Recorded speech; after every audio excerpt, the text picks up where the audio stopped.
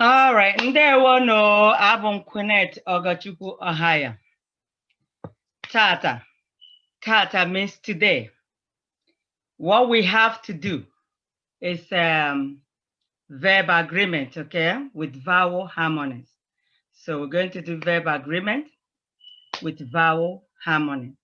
So verb is called ngwa oku.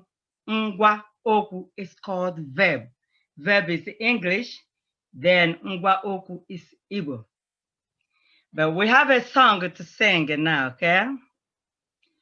Oh, my bonile, olum nekelu no nile. Ewo, my bonile, olum nekelu nyabula.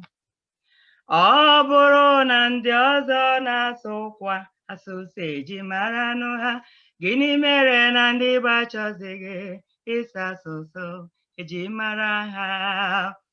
Ụmụ Igbo niile ana m arịọ biko sụba asụsụ Igbo ebe ọ bụla ị nọ.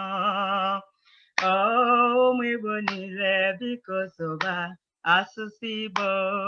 So we're going to do this song. I'm going to put it together